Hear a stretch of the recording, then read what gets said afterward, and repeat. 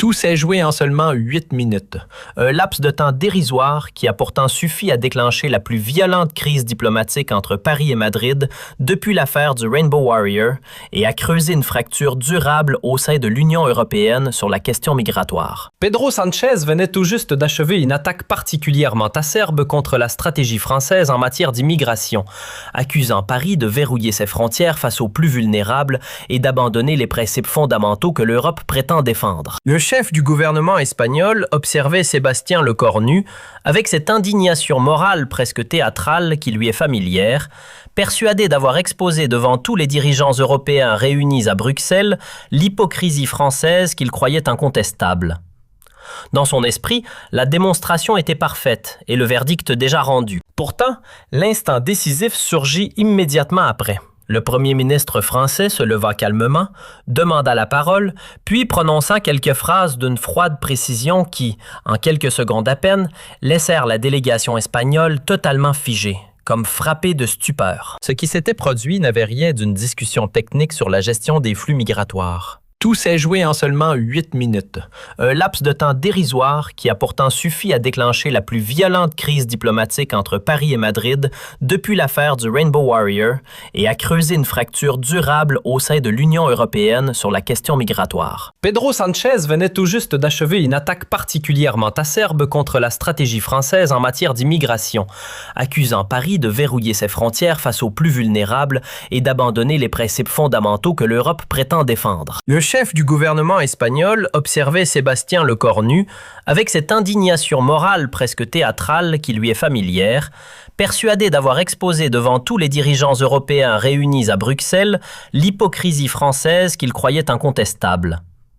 Dans son esprit, la démonstration était parfaite et le verdict déjà rendu. Pourtant, l'instant décisif surgit immédiatement après.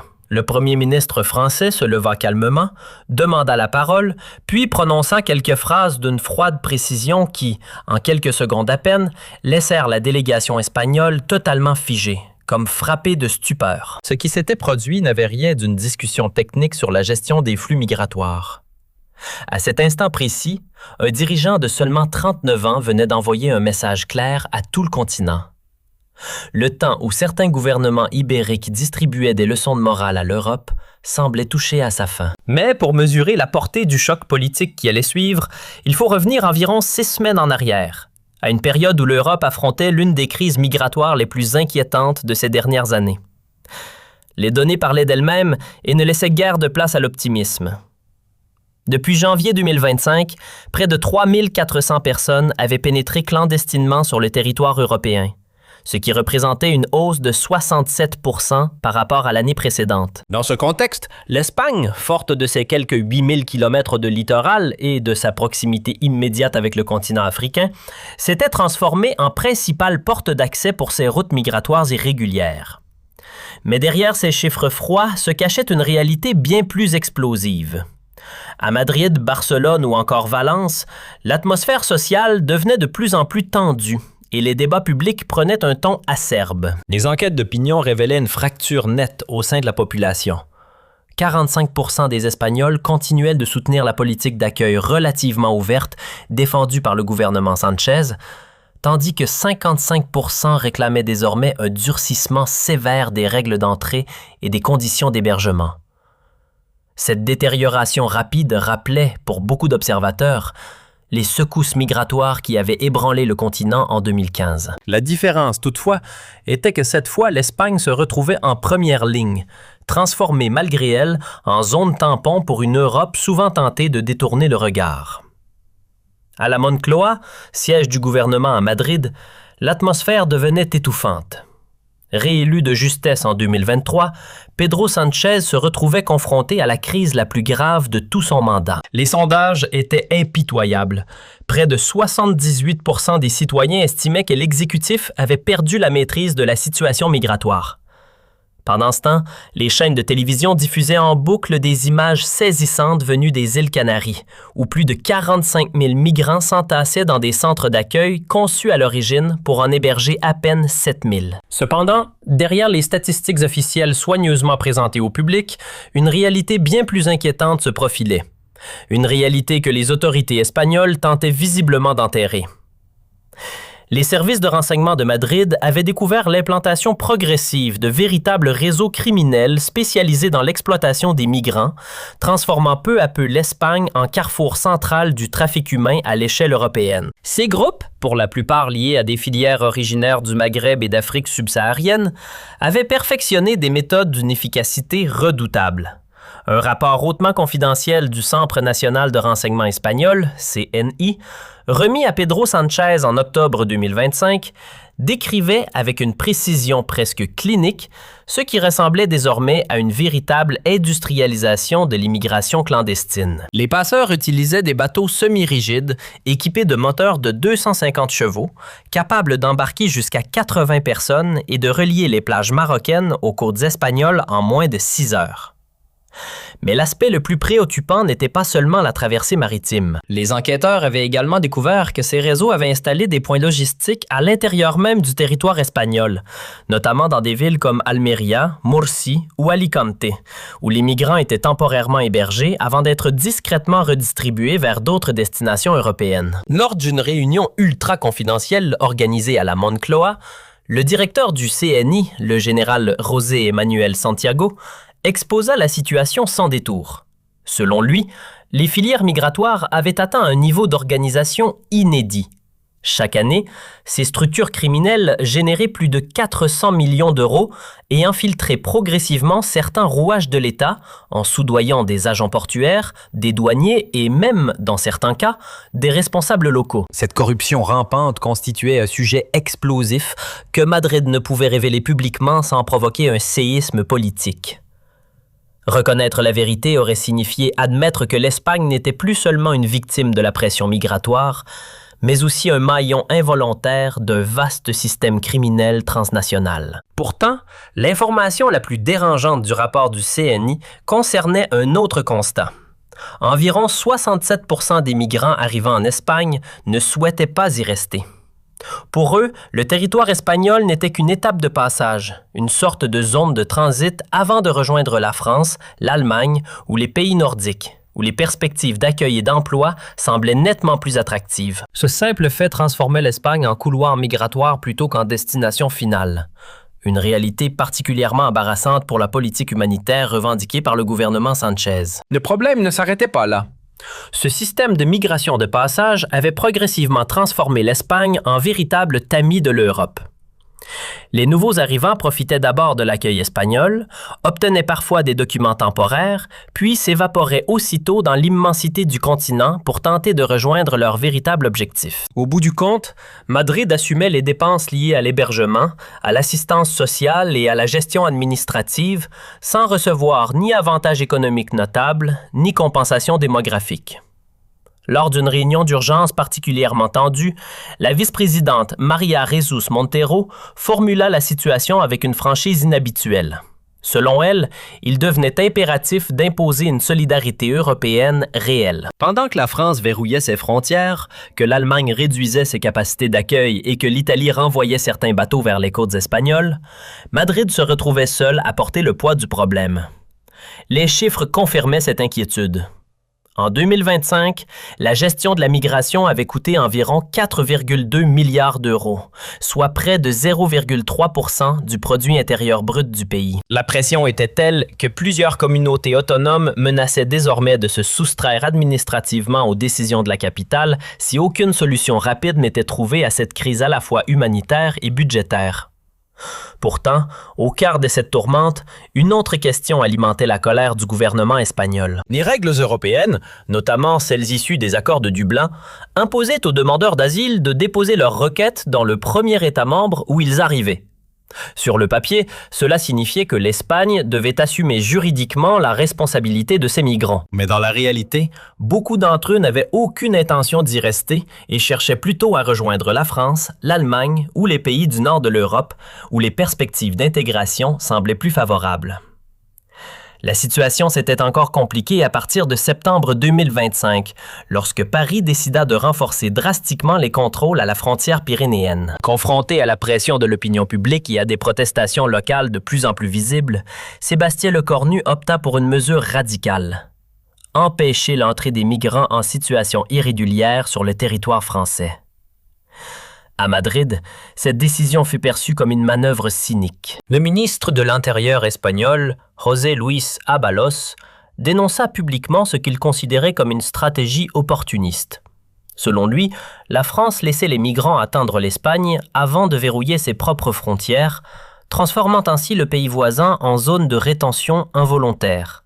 Un comportement qu'il qualifia sans détour d'égoïsme national. Aux yeux de Madrid, la politique adoptée par Paris ressemblait de plus en plus à une forme de refoulement maquillé, d'autant plus dérangeante qu'elle semblait contredire le discours européen sur la solidarité entre États membres. En réalité, la France bénéficiait d'un avantage géographique indéniable.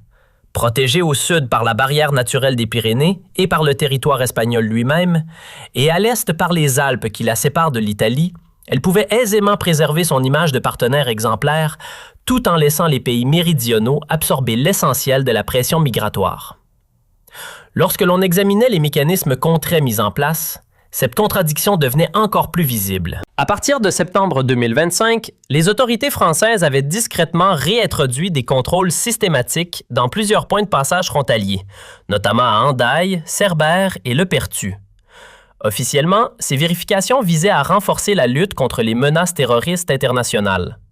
Dans les faits, elles servaient surtout à renvoyer vers l'Espagne toute personne en situation irrégulière tentant d'entrer en France. L'efficacité redoutable de ce dispositif apparaissait clairement dans des données que Madrid préférait ne pas trop exposer.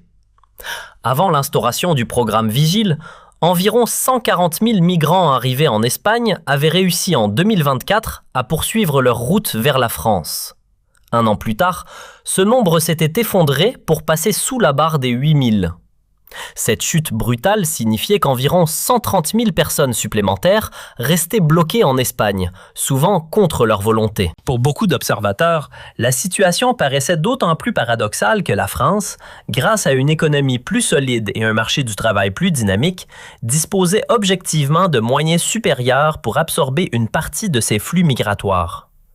Pourtant, confronté à une crise sociale interne et à des sondages particulièrement défavorables, Sébastien Lecornu aurait choisi la solution la plus politiquement commode: laisser l'Espagne assumer l'essentiel du problème. Les comparaisons économiques entre les deux pays rendaient ce déséquilibre encore plus visible.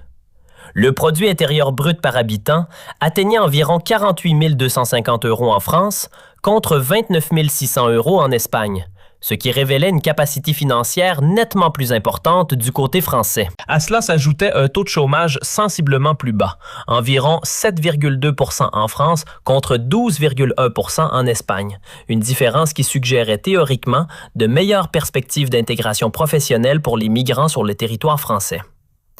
Les données sur l'intégration sociale allaient dans le même sens. Selon une étude comparative de l'OCDE, près de 77% des migrants installés en France depuis plus de 5 ans avaient réussi à obtenir un emploi stable, tandis qu'en Espagne, cette proportion n'atteignait qu'environ 40%. Pour de nombreux observateurs, les données économiques racontaient une histoire bien différente du discours officiel. Si Paris refusait d'ouvrir davantage ses portes aux migrants, ce choix semblait relever moins d'une impossibilité matérielle que d'un calcul politique soigneusement pesé. Sur le terrain, plusieurs éléments confirmaient cette lecture. Certes, les banlieues françaises connaissaient depuis longtemps des tensions sociales et des défis d'intégration, mais l'accueil des populations issues de l'immigration s'inscrivait malgré tout dans une dynamique historique que l'État français avait appris à gérer.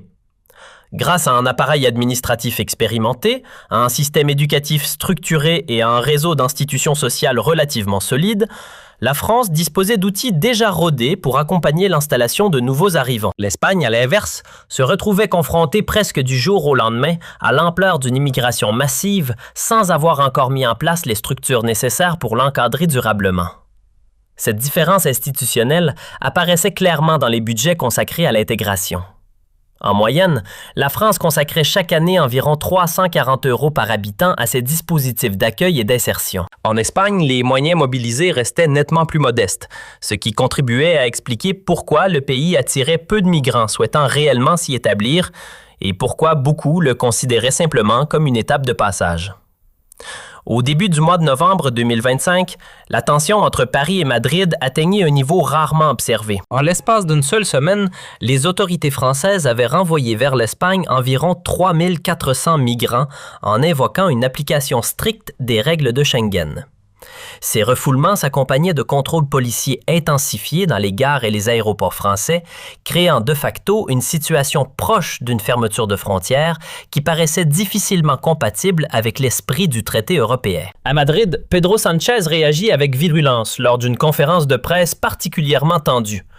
Il accusa la France de trahir la solidarité européenne en adoptant une posture qu'il qualifia d'égoïsme national, laissant à l'Espagne la charge d'un problème qui devrait, selon lui, être assumé collectivement. Le dirigeant espagnol annonça même son intention de saisir la Commission européenne afin d'obtenir des sanctions contre Paris. Cette menace judiciaire irrita profondément les cercles du pouvoir français. À l'Élysée comme à Matignon, certains conseillers évoquaient désormais un véritable chantage diplomatique venu de Madrid, accompagné d'une stratégie de victimisation politique. De son côté, la France, déjà confrontée à ses propres tensions sociales internes, n'avait aucune envie de se voir imposer par Bruxelles de nouveaux quotas migratoires sous la pression espagnole. C'est dans cette atmosphère déjà saturée de tensions que s'ouvrit à Bruxelles le Conseil européen des 15 et 16 novembre 2025. Officiellement, la rencontre devait porter sur la gestion commune des flux migratoires et sur la solidarité entre États membres. Mais en coulisses, personne n'était dupe. Ce sommet s'annonçait surtout comme l'arène d'une confrontation directe entre Madrid et Paris. Pedro Sánchez arriva dans la capitale belge avec un dossier soigneusement préparé visant la stratégie française. Son équipe avait rassemblé des éléments détaillés, témoignages sur les refoulements jugés illégaux, analyse juridique des entorses supposées aux règles de Schengen et estimation des coûts supplémentaires imposés à l'Espagne par la politique française. L'objectif de cette offensive était transparent. Placer la France sur la défensive sur la scène européenne et contraindre Sébastien Lecornu à accepter un mécanisme obligatoire de redistribution des migrants au sein de l'Union. Pour élaborer cette stratégie, Madrid avait mobilisé un cercle d'experts particulièrement large. La vice-présidente du gouvernement, Teresa Ribera, dirigeait personnellement un groupe de travail réunissant juristes de l'université Complutense, économistes de l'IE Business School et analystes du Real Instituto Elcano spécialisés en relations internationales. Leur tâche consistait à construire un dossier suffisamment solide pour résister à toute contestation juridique. Le résultat prit la forme de documents massifs de 337 pages, baptisé « Rapport Salama », en référence à son coordinateur principal, Miguel Salama, ancien magistrat à la Cour européenne des droits de l'homme. Ce rapport recensait minutieusement 47 cas de refoulement considérés comme illégaux entre septembre et novembre 2025, présentés comme des violations manifestes des articles 3 et 13 de la Convention européenne des droits de l'homme. Mais l'argumentation ne s'arrêtait pas là. Le document avançait également une analyse économique accusatrice, affirmant que la politique française de refoulement entraînait pour l'Espagne un coût supplémentaire estimé à 47 millions d'euros par an en dépenses d'hébergement, de soins et de gestion administrative. D'après les calculs présentés à Madrid, ces 47 millions d'euros représentaient environ 0,06% de la richesse nationale espagnole, l'équivalent, soulignait-on avec insistance, du financement annuel de 3 universités publiques.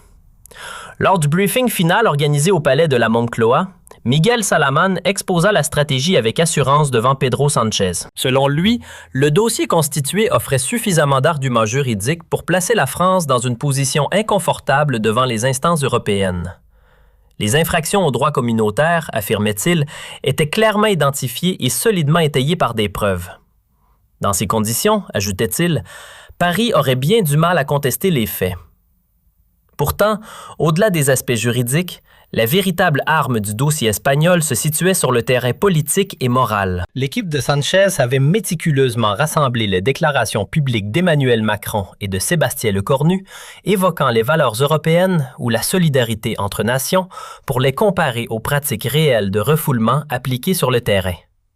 Ce décalage entre les discours vertueux et les décisions concrètes offrait, pour les stratèges espagnols, un levier politique particulièrement efficace. En parallèle, une stratégie médiatique offensive était mise en place sous la supervision d'Iván Redondo, ancien chef de cabinet de Sánchez et spécialiste reconnu des batailles de communication. Redondo lança une vaste campagne d'influence destinée à convaincre l'opinion publique européenne que l'Espagne subissait les conséquences de l'égoïsme français. Les médias furent alimentés par des récits émouvants de migrants renvoyés à la frontière française, par des images frappantes des centres d'accueil saturés dans les îles Canaries et par l'histoire de familles syriennes ou afghanes coincées en Espagne alors qu'elles espéraient rejoindre d'autres pays. L'objectif était clair: transformer la crise migratoire en drame humain visible et ainsi créer une pression morale difficilement soutenable pour Paris. Dans une conversation avec ses conseillers à l'Hôtel Métropole, Pedro Sánchez résumait lui-même cette ligne de communication avec une pointe d'ironie. Selon lui, les responsables français n'hésitaient jamais à rappeler à l'Europe les vertus de la solidarité, sauf lorsqu'il s'agissait d'ouvrir leurs propres frontières. Il fallait donc, affirmait-il, rappeler publiquement que le projet européen reposait sur la coopération entre nations et non sur le repli national. Cette tactique de mise en cause morale n'était pas improvisée. Elle s'appuyait sur une tradition politique bien rodée. Depuis longtemps, l'Espagne cultivait l'image d'un pays fidèle à ses racines humanitaires et chrétiennes, se présentant volontiers comme un défenseur des migrants et des droits humains. Dans ce cadre, invoquer les valeurs européennes et la dignité humaine avait souvent suffi à neutraliser les critiques venues d'autres capitales. Ce que Pedro Sánchez ignorait encore, c'est que son adversaire avait préparé l'affrontement avec une minutie presque clinique. Derrière l'apparente courtoisie diplomatique, Sébastien Lecornu avait passé plusieurs semaines à rassembler données, études économiques et tableaux statistiques afin de démontrer que la posture espagnole reposait sur un récit fragile.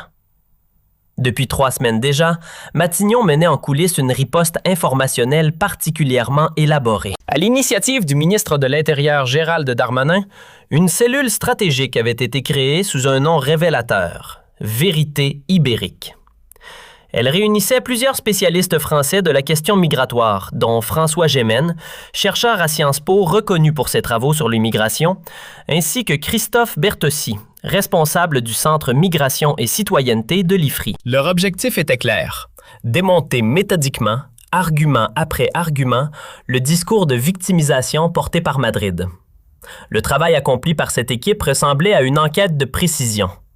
Les experts avaient passé au crible les budgets européens dédiés aux politiques migratoires depuis 2015, étudié les transferts financiers entre Bruxelles et le gouvernement espagnol et comparé les performances d'intégration des migrants dans plusieurs pays européens. Le résultat prit la forme d'un dossier de 88 pages, construit comme une réplique détaillée aux accusations espagnoles.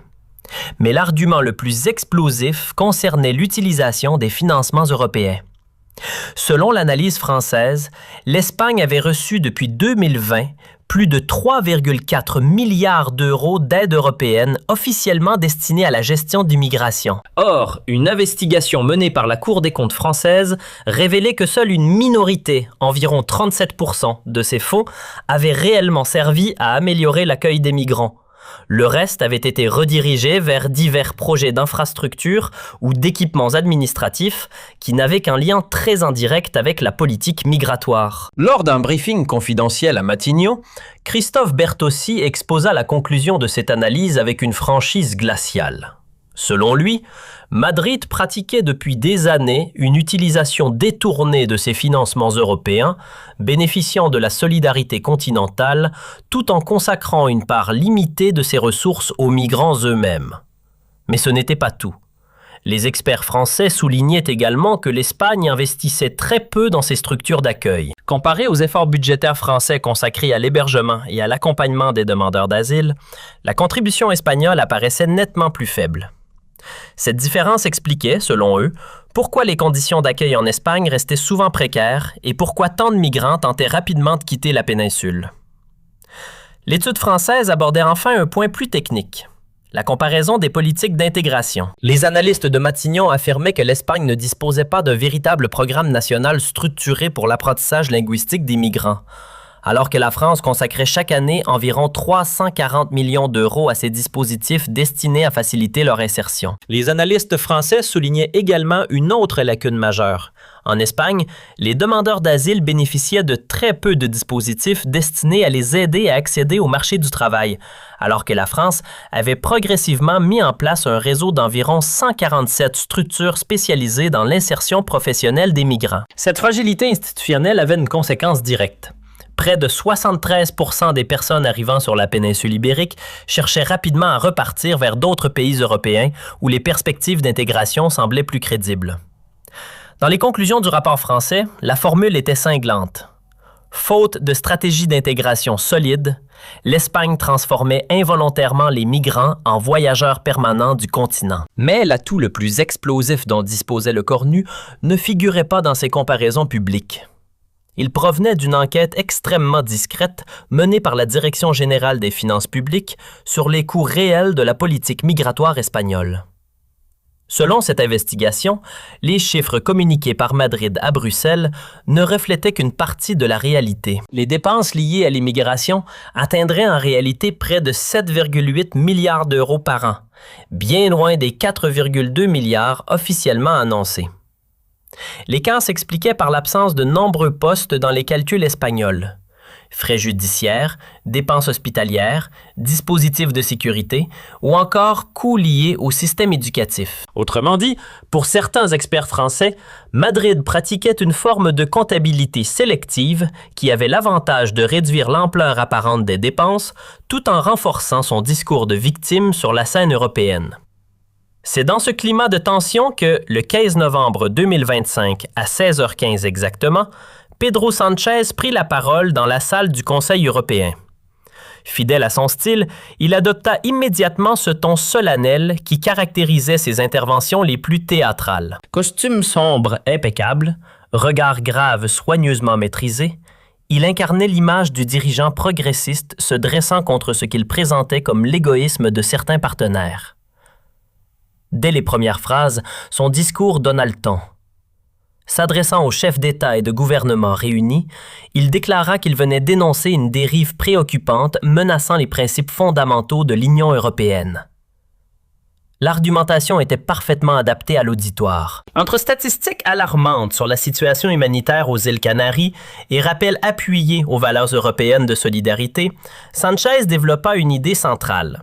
Selon lui, l'Espagne supportait presque seule un fardeau migratoire qui devrait être partagé par l'ensemble des États membres. Poursuivant son intervention avec une gravité soigneusement mise en scène, Pedro Sánchez rappela d'abord un chiffre destiné à frapper les esprits. Selon lui, près de 340 000 demandeurs d'asile vivaient actuellement sur le sol espagnol. Les îles Canaries, expliqua-t-il, faisaient face à un afflux incessant de personnes fuyant conflits et pauvreté, au point que les infrastructures d'accueil y étaient désormais débordées. Les centres d'hébergement approchaient de la saturation. Les finances publiques subissaient une pression croissante et, ajoutait-il, la patience de la population espagnole commençait à s'effriter. Face à cette situation, il posa une question rhétorique à l'Assemblée. Que faisait réellement l'Europe? Selon lui, les partenaires européens détournaient le regard et laissaient Madrid affronter seule une crise qui concernait pourtant tout le continent. Cette posture de victime constituait un élément central de sa stratégie, destinée à susciter un sentiment de culpabilité chez ses homologues. Mais Sánchez choisit d'aller plus loin encore et dirigea soudain ses critiques vers la délégation française. Il affirma que le problème n'était pas seulement l'inaction européenne, mais aussi, selon ses mots, une contradiction française flagrante. D'un côté, expliqua-t-il en regardant directement Sébastien Lecornu, Paris revendiquait le rôle de défenseur universel des droits humains. De l'autre, la France verrouillait strictement ses frontières face aux migrants, les laissant arriver en Espagne avant de refuser leur passage vers son propre territoire. Cette attaque frontale n'était évidemment pas improvisée. Elle visait clairement à provoquer une réaction du camp français. Pourtant, Sánchez sembla sous-estimer la préparation de son interlocuteur. Encouragé par l'effet produit dans la salle, il durcit encore le ton. Selon lui, lorsque le Cornu invoquait la sécurité nationale pour justifier ses décisions, il ne s'agissait en réalité que de protéger la stabilité électorale de son gouvernement. Autrement dit, affirma-t-il, les principes européens seraient sacrifiés au profit de calculs politiques dictés par les sondages français. L'accusation était mordante, et non sans ironie, car Sanchez lui-même traversait alors une période difficile dans l'opinion publique espagnole. Mais il poursuivit néanmoins son offensive, accusant la France de pratiquer ce qu'il qualifia de dumping migratoire. Profitant de sa situation géographique favorable, déclara-t-il, Paris ferait peser la pression migratoire sur ses voisins du Sud au lieu d'assumer une responsabilité qui devrait être partagée au niveau européen. Une telle attitude, conclut-il avec indignation, relèverait d'un égoïsme national incompatible avec l'esprit de solidarité censé unir le continent. Pour conclure, Pedro Sanchez adopte un ton presque solennel, comme s'il lançait un avertissement à tout le continent.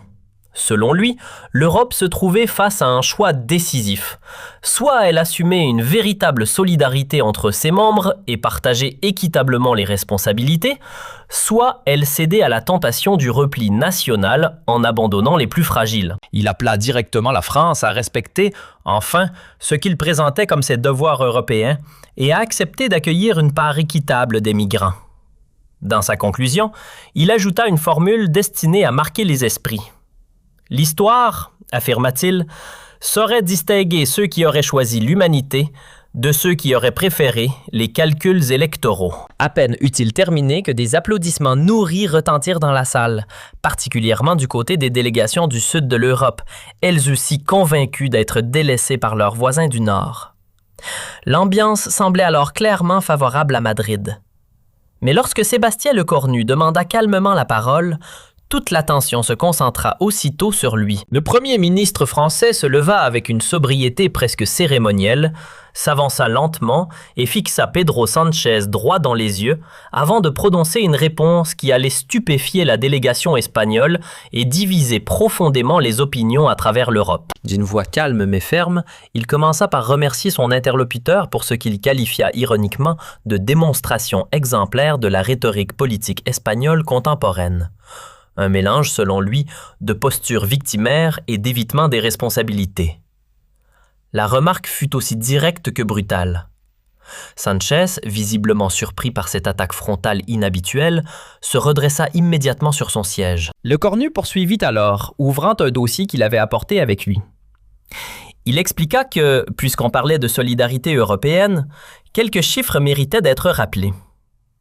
Selon ces données, en 2024, l'Espagne avait consacré environ 4,2 milliards d'euros à la gestion des migrants, tandis que la France en avait dépensé 18 milliards et l'Allemagne plus de 25 milliards. Puis il posa une question simple, presque glaciale.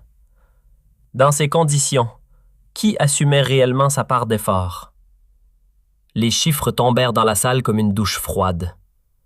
Sanchez tenta d'intervenir pour nuancer ses comparaisons, mais Lecornu coupa court à l'interruption avec une fermeté sèche, affirmant qu'il prenait en compte tous les éléments, y compris, ajouta-t-il avec ironie, certaines incohérences dans le discours espagnol. Lecornu poursuivit alors son argumentation avec la précision de chirurgien disséquant point par point le discours espagnol.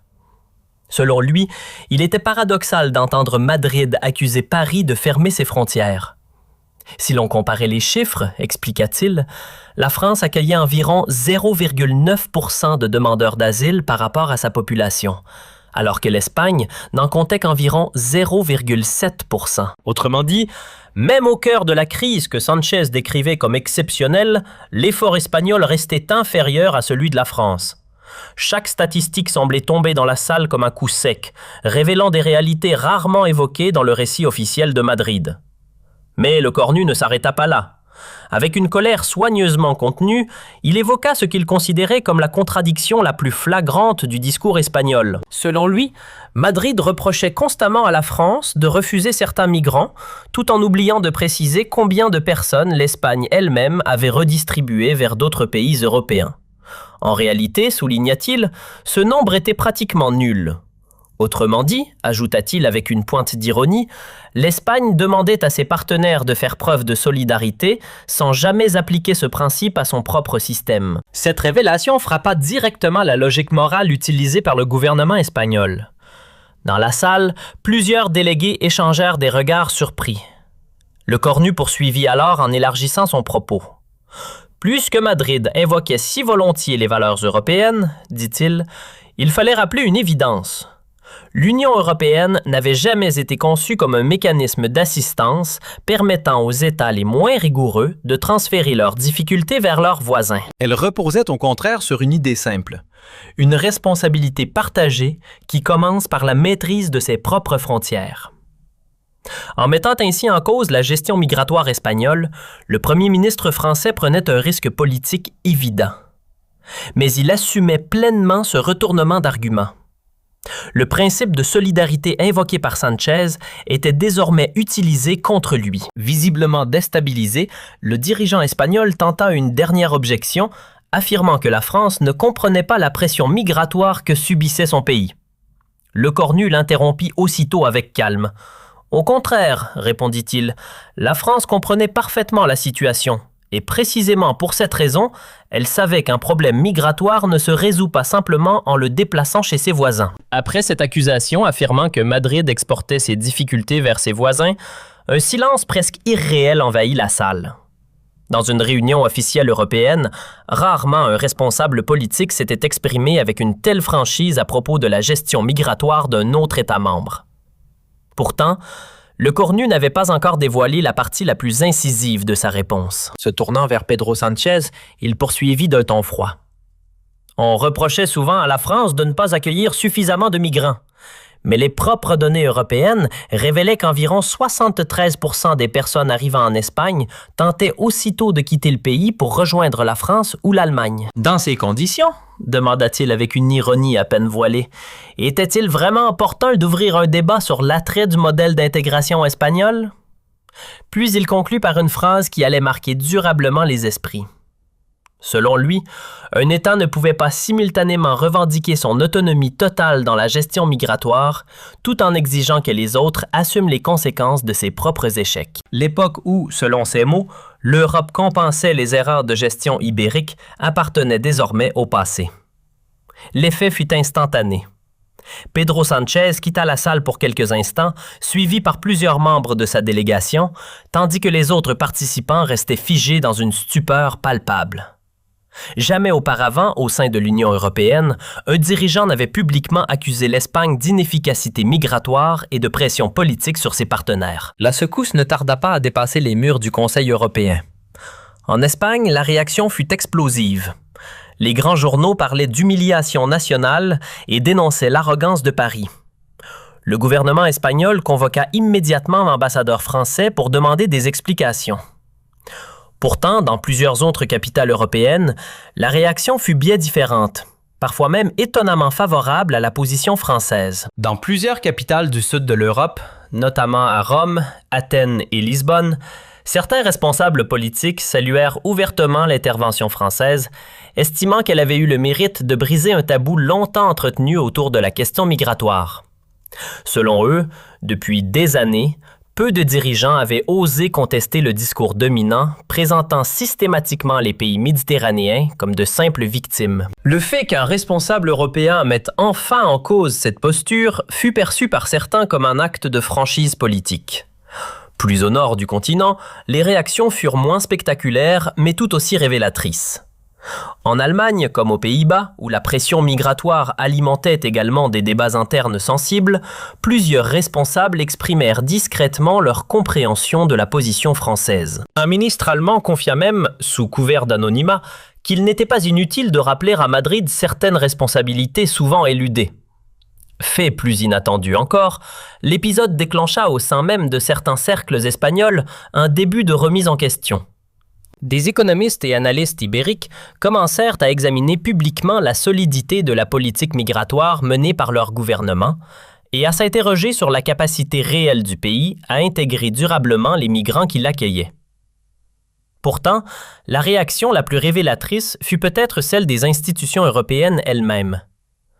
Habituellement promptes à défendre les États du Sud face aux critiques venues du Nord, elles adoptèrent cette fois une retenue remarquable. La présidente de la Commission européenne, Ursula von der Leyen, se limita à publier un communiqué mesuré, appelant les États membres à privilégier le dialogue et la coopération, Ce silence prudent de Bruxelles fut interprété par beaucoup comme un signe significatif. Pour la première fois, les institutions européennes semblaient admettre implicitement que les interrogations soulevées par Paris sur le fonctionnement du système migratoire européen n'étaient pas dénuées de fondement. Ce système, critiqué par certains gouvernements, était accusé de permettre aux pays les moins stricts de transférer indirectement les conséquences de leurs propres décisions vers des partenaires plus rigoureux. Un semestre après cet affrontement resté dans les mémoires, les effets politiques s'étaient révélés profonds et durables. Les rapports entre Paris et Madrid étaient devenus nettement plus froids. Mais la France, paradoxalement, avait gagné une nouvelle forme de considération auprès de plusieurs partenaires européens lassés des sermons moralisateurs venus de la péninsule ibérique. Plus encore, la crise avait servi de catalyseur à une évolution plus large. La question migratoire commençait à être abordée en Europe avec davantage de pragmatisme et moins de discours idéologiques. Face aux limites évidentes des politiques d'accueil massif, de nombreux gouvernements comprenaient désormais qu'une refonte complète de leur approche devenait inévitable. Cette transformation prit toute son ampleur lors du Conseil européen du mois de mars suivant. Pour la première fois depuis la création de l'Union, les 27 États membres adoptèrent un dispositif contraignant destiné à renforcer la surveillance des frontières extérieures, assorti de pénalités financières pour les pays ne respectant pas leurs obligations. Pour certains observateurs, cet épisode marqua un véritable tournant. Jan Egle, directrice de l'Institut européen des migrations, déclara même que l'effet Le Cornu avait profondément redéfini la manière dont l'Europe abordait la question migratoire. Désormais, affirmait-elle, il devenait plus difficile pour certains gouvernements de se retrancher derrière un discours humanitaire afin de dissimuler leurs propres faiblesses administratives. Quant à Sébastien Le Cornu, son rôle avait dépassé celui d'un simple chef de gouvernement national. Aux yeux de nombreux commentateurs, il s'était imposé comme une figure symbolique d'une politique migratoire jugée plus responsable et moins sensible aux pressions morales. Son intervention du 15 novembre 2025 fut rapidement étudiée dans plusieurs écoles d'administration publique comme un exemple de détermination politique appuyée sur des arguments factuels. Lors de la remise du prix européen de la gouvernance en décembre de la même année, le jury rendit d'ailleurs un hommage appuyé à son action, estimant que sa défense d'une gestion migratoire plus équilibrée incarnait